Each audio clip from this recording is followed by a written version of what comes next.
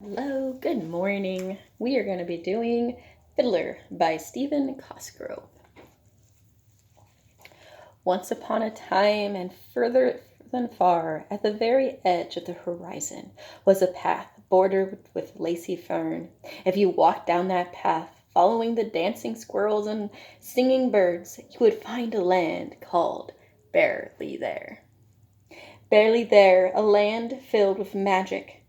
A land where the wind whispers through the giant pines, and then suddenly whips a crinkled orange leaf high into the sky to float in lazy circles back to the forest floor, and the land called Barely There.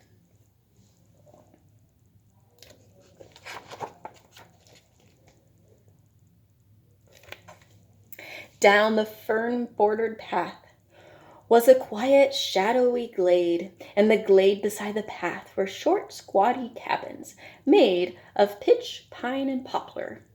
In the cabins with shutters drawn lived the bears of Barely There. It didn't look as if bears lived there. It didn't look as if any bears were home. But if you looked very carefully, you could see wisps of smoke sneakily slip from the chimneys of the Riverstone Rock. Look again! Here and there, behind shutters, barred and doors locked tight, lived and hid the bears of Barely There. For you see, the bears didn't trust anybody, not even themselves.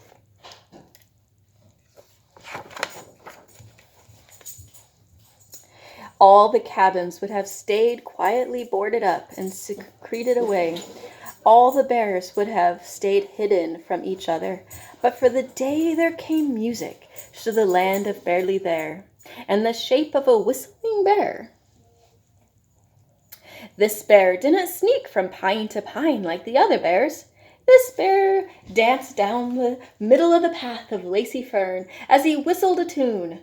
Beneath his arm he carried a mysteriously odd-shaped package that seemed like nothing more than wrapped bumps and lumps. He nearly walked by the little cabins in the woods, but then he stopped. He looked at the cabins, smiled a great big smile, and stepped off the path. He walked right up to the first cabin and knocked musically on the door, not once, not twice, but thrice. Rap, rap, rap.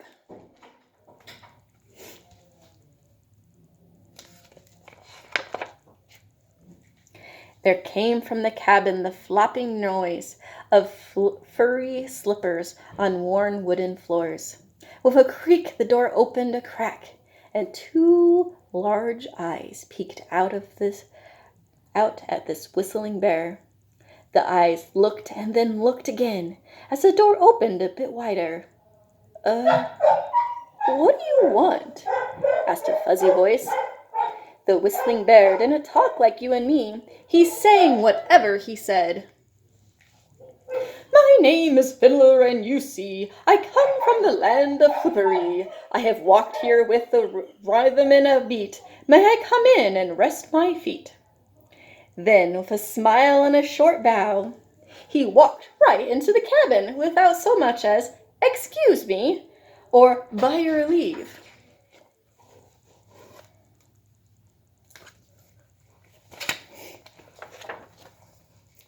Fiddler plopped himself down in a big old chair right beside the table of plain pine planks.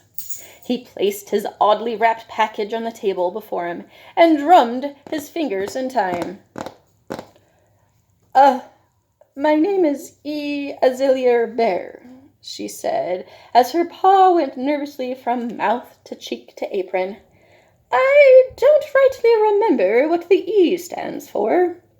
Fiddler laughed and sang, "I like your name, but I don't care. Have you some food you'd like to share?" Azila looked at him suspiciously and said, "Mr. Fiddler Bear, I am known far and wide for my barley bran biscuits, but I am not giving them away for free." Fiddler smiled a secret smile, then sang this simple song. Your biscuits are great, that I've been told, and for them I'll trade more value than gold. More value than gold? She said. You'll have your biscuits, Mr. Fiddler Bear.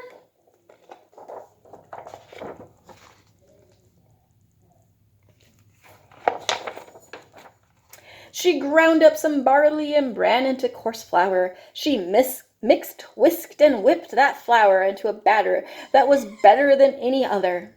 As the biscuits bubbled and baked, she danced about the cabin, her skirts skittering on the floor, while Fiddler hummed an old bear tune. When the biscuits were baked, Fiddler ate them all, even the crumbs. He then leaned back in the chair and sang, Those biscuits were fine, they tasted just great, but something is missing in what I just ate. Azalea paced about muttering and mumbling. I knew, bumbleberries are what's missing. That miserly old Francis T. Bear from right next door won't give me any bumbleberries to make my biscuits better. I just don't trust that old geezer. If I asked for bumbleberries, he'd want biscuits. Well, sang Fiddler with a smile. I'll slip next door and talk to Francis for a while.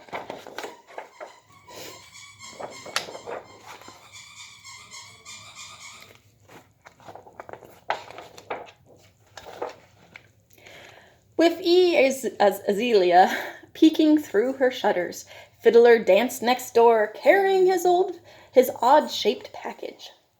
Like no one before, he pounded on the door of Francis T. Bear's house. After much creaking and cracking, the door finally opened, and there stood a very confused bear, dressed only in red long underwear. May I help you? He asked. My name is Fiddler, and you see I come from the land of Flippery. Hungry I am very. May I have some of your bumbleberries? Old Francis T. was a bit flustered, but answered, Yes, but I don't just give them away. Fiddler smiled a secret smile, then sang this simple song. Your berries are great, this I've been told, and for them I'll trade more value than gold. More value than gold? He said. You'll have your berries, Mr. Fiddler Bear. And with that, the two of them went inside and closed the door. Fiddler put his package on the table and sat down in the rocking chair, made of oiled hickory and oak. He rocked back and forth with a rhythm and a beat. Francis T. was as nervous as could be, for no one had ever been to his cabin before. He blustered about and found a bowl of polished pine. He filled it to the brim with bumbleberries, all plump and purple, and plopped it down in front of Fiddler, without even a spoon or a napkin. Fiddler tasted one, and then tasted two. He smiled and sang, Those berries were fine, they tasted just great, but something is missing in what I just ate. I know, what's missing, said a frantic Francis T. Bear. Honey from the butterbees. But that old Emily Z., who lives right next door, won't give me any. I don't trust that crotchety bear. She probably would want some of my bumbleberries in return. Well, sang Fiddler with a smile. I'll slip next door and talk to Emily a while.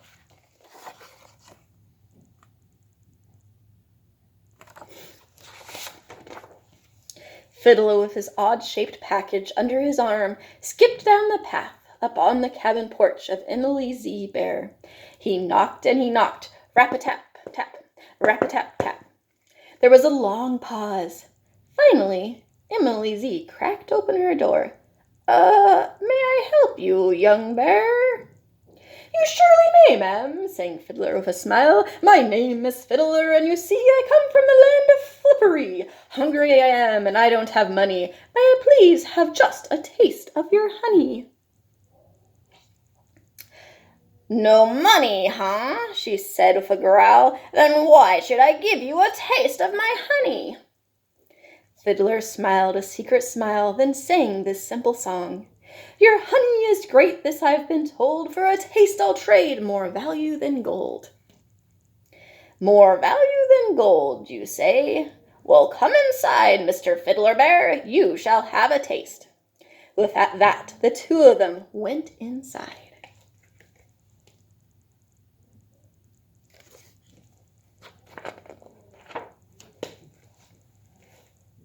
Emily Z rustled about and found an old wooden spoon. She slowly dipped it into a big wooden cask, then sat on a stool. Her wrist twisted and twirled as she drew up the honey, golden as the sun and thicker than taffy. Patting her hair behind her ear, she passed the spoon to Fiddler, who took a long slurping taste. He smiled a secret smile, and then he sang, That honey was fine, it tasted just great, but something is missing in what I just ate. I know, mumbled Emily Z as she paced back and forth with her hands clasped behind her. Biscuits and berries would taste great with my honey, but those neighbors of mine won't give me any. I just don't trust those miserly bears. They just want honey in return, and I'll be jiggered if I'll give it to them. Hummed Fiddler as he drummed his claws clickety-click on the tabletop. Then, without saying a simple, "How do you do?" he grabbed his odd-shaped package and walked out the door.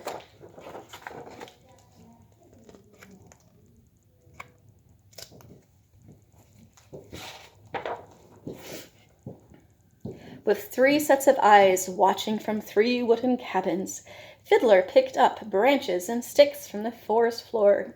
He stacked the wood neatly to the side of the path of lacy fern. Then, with a click of his flint, he lit a fire and it began to glow. For the first time in a long time, that forest glade warmed as the smoke curled gently about the boughs and branches of the trees. When the fire was crackling and snapping nicely, he sat with a thump on the overturned stump and began to unwrap the odd-shaped package, what he had carried wherever he went.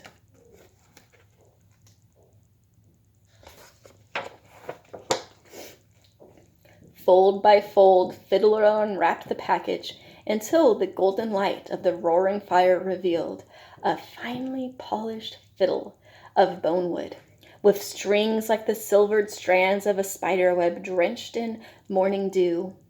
Carefully he took from the package a long, narrow bow. He placed the fiddle under his chin and began passing the bow softly across the strings. The music seeped like fog throughout the forest of this land called Barely There. The melodies, soft and sweet, quieted even the noisy birds as they perched in the trees. Music, mysterious, melodious music, soothed and warmed the glade of lacy fern and pine. One by one, the doors of the cabins opened wider and wider until each of the bears from Azalea to Emily Z stood unabashedly listening to the haunting music played by Fiddler. The music was so beautiful that it seemed to be on loan, never meant to be owned. The bears came haltingly out of their seclusion, each carrying a bit of those secret foods they had hoarded for years. Azalea with her barley bran biscuits, Francis T with his purple bumbleberries, and Emily Z with a crock full of butterberry honey. As the music danced upon the flames of the fire, the bears offered their gifts to Fiddler, who stopped his fiddle playing and softly sang, "The payment I give, the payment I owed, is, as I said, more valued than gold. It's not the music I give, but the gift of sharing is is the way to live. Now share all your biscuits, berries, and honey. You'll find sharing love is better than money.